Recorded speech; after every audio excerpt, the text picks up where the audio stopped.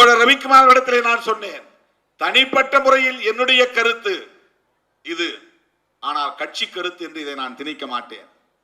கட்சி சார்பில் அனைத்து பொறுப்பாளர்களும் இங்கே இல்லை என்கிற போது பொதுச் செயலாளர்கள் என்கிற முறையில் நீங்கள் இருவரும் சொல்லுகிற கருத்தை நான் ஏற்றுக்கொள்ளுகிறேன் என்று 10 நாட்களுக்கு பிறகுதான் தோழர்களே 9ஆம் தேதி ஆதரவு என்கிற நிலைப்பாட்டை நாம் தனித்து வெளியே இருந்து ஆதரவு தருவது என்கிற நிலைப்பாட்டை மட்டும் அறிவித்தோம்.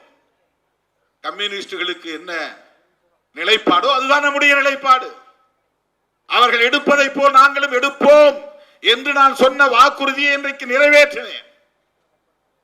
ஆனால் கம்யூனிஸ்ட் தோழர்களுக்கே திருமாவளவன் மீது சந்தேகம் வரக்கூடிய அளவுக்கு விவாதங்களை மடைமாற்றி கொண்டு போனார்கள். திருமாவளவன் தாமதப்படுத்துவதற்கு இதுதான் காரணம். நம்மை வைத்து திருமாவளவன் ஏதோ அரசியல் செய்வது போல் தெரிகிறது என்றும் அந்த கட்சி தோழர்களுக்கு இடையிலே விவாதம் நடந்ததாக நான் அறிந்தேன். எந்த இடத்திலும் நாம் அப்படி பேசவில்லை.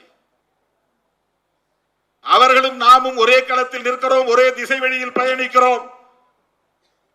ஒரு புரட்சிகர அரசியலை முன்னெடுக்க வேண்டும் என்பதில் உறுதியாக நாம் நிற்கிறோம் என்கிற அந்த அடிப்படையில் தான் 7ஆம் தேதி அவர்களோடு சேர்ந்து ஒரு போராட்டத்தை நடத்தினோம்.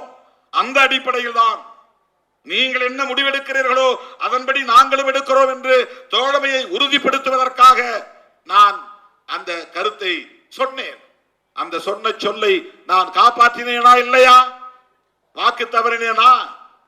9ஆம் தேதி ஆதரவு என்ற அறிவிப்பை செய்கிற போது அந்த பகல் வேளையில் என்ன நடந்தது என்பது எனக்கு தெரியாது. நான் சோசியல் மீடியா பார்க்கவில்லை, தொலைக்காட்சியை பார்க்கவில்லை. வெளியே என்ன நடக்கிறது என்று எனக்கு தெரியாது.